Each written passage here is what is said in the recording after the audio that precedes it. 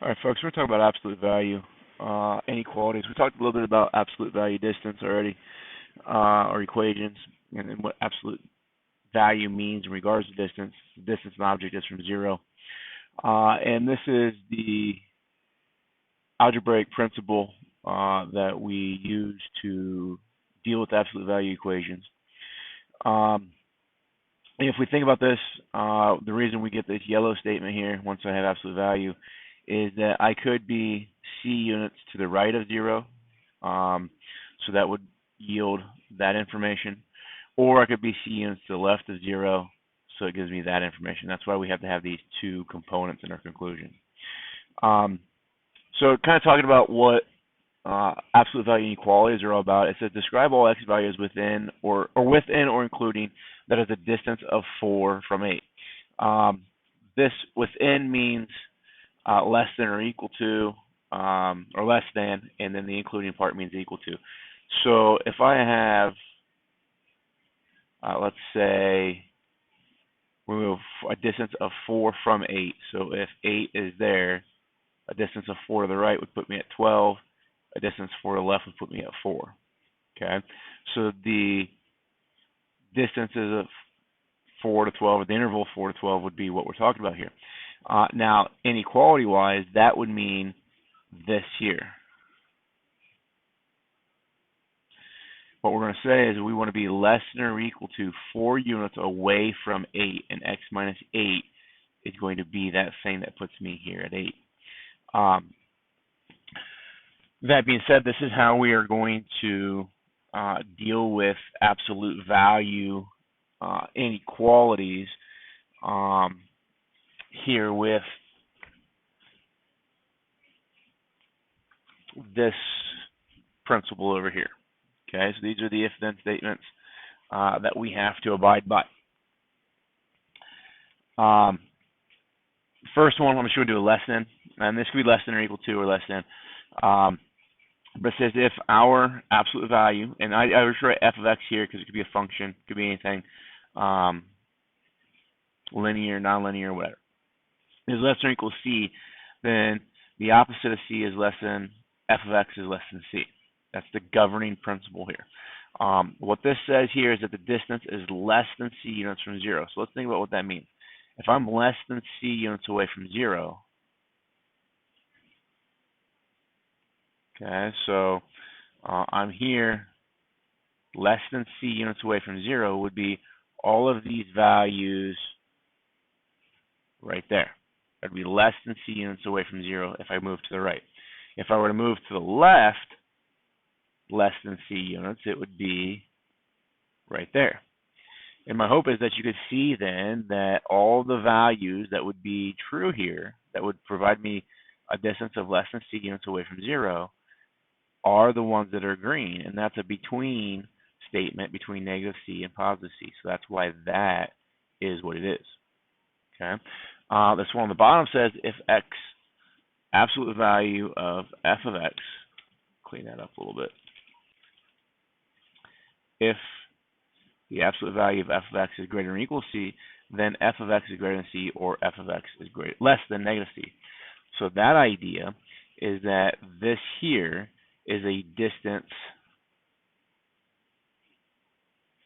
that is more than c away from 0. More than c.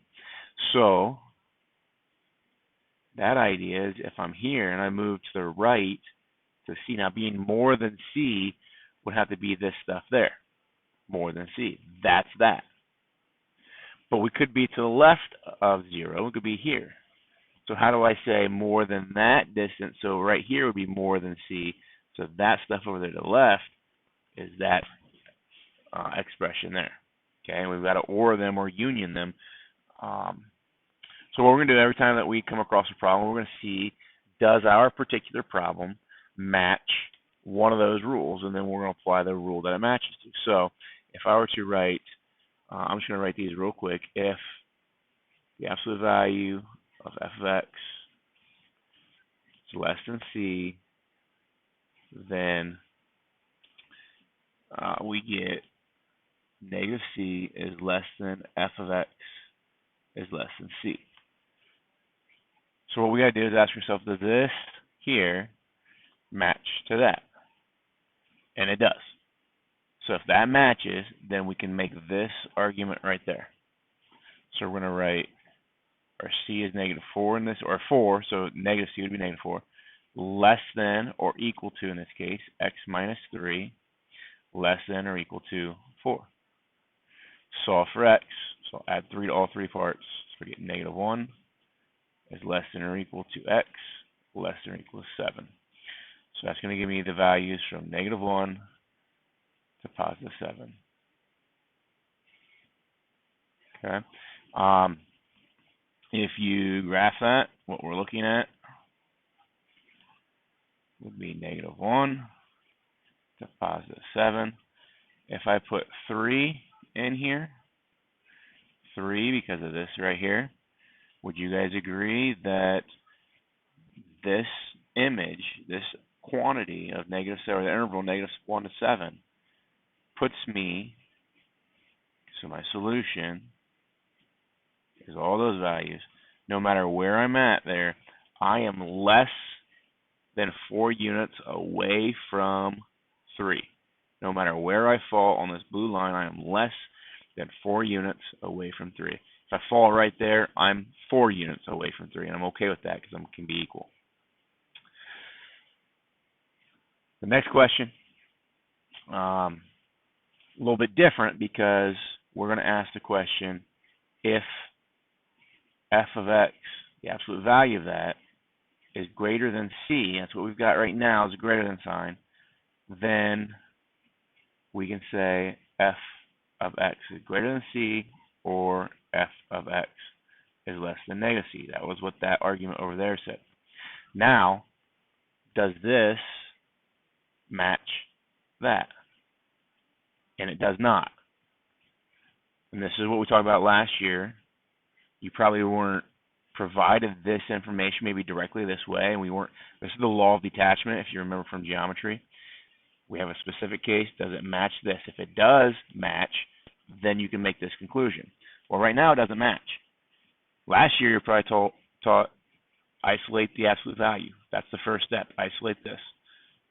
So I'll get 2 times the absolute value of x minus 3 is greater than 4. Divide both sides by 2. The absolute value of x minus 3 is greater than 2. Now that 100% does match that idea. So now, with our particular problem, we can make that conclusion. That's the law of detachment. So now I can say x minus 3 is greater than 2, or x minus 3 is less than negative 2. Solve both those. So x is greater than 5, or x is less than 1. Okay, so when I go ahead and graph these in, there's 1, there's 5. Greater than 5 would be that direction. Less than 1 would be that direction. So doing my interval notation, first number that this line would come in contact with would be negative infinity. I would get up to 1, but I'm not going to include 1. I'm not equal to 1. Okay, right here it says I'm less than 1. Then my vertical line the next number it would come in contact with would be 5, or the number immediately to the right of 5. That's why I put a parenthesis here, up to infinity. And then I've got to union them. The one thing to keep in mind is that right there has to be in order from left to right, just like a number line. Okay. Number one error I see is because of the way that it's written here in set notation, is that people want to flip these. They want to go 5 comma infinity union negative 1, or negative infinity to 1. They got the right intervals, they're just in the wrong order, therefore it would be incorrect. Example 5 here, or 4. I'm gonna mess up the numbering. Same idea. It's a fraction, so I just gotta. Right now, it doesn't look like either that rule or the less than rule. So I've got to get it to look like one of those first. So I'm gonna multiply both sides by 3. So you get absolute value of x minus 2 is less than 15. Now that's the one that says if f of x is less than c, then you get negative c is less than f of x is less than c. So I get negative 15 is less than x minus 2 is less than positive 15. Add 2 to everything, so we get negative 13 less than x less than 17.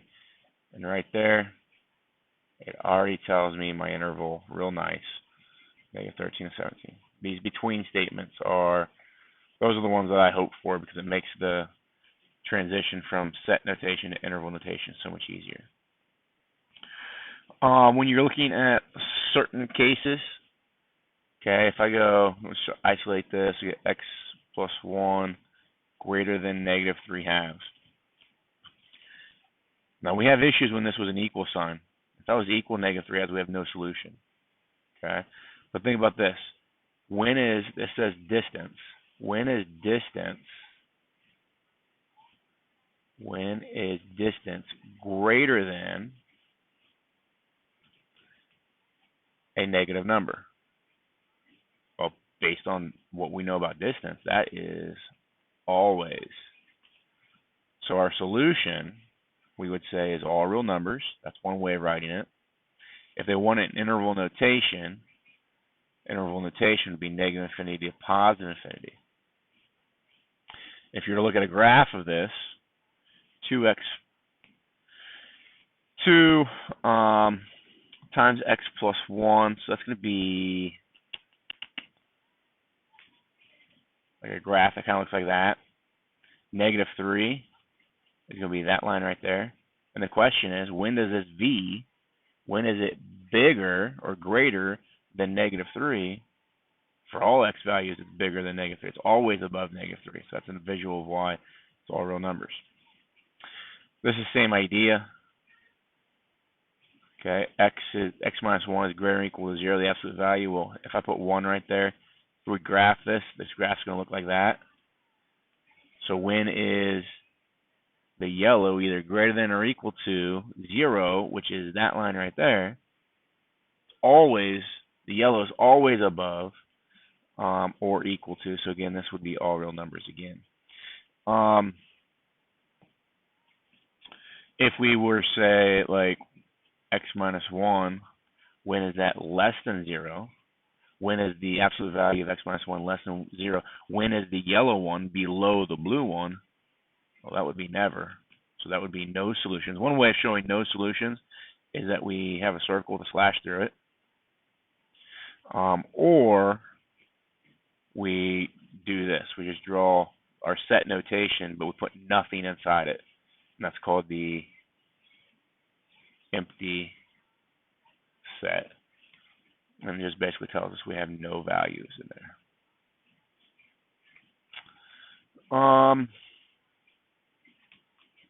Your assignment and WebAssign, the questions are not much more difficult than that, much more different than that. Just make sure that you isolate the absolute value before you apply these two concepts.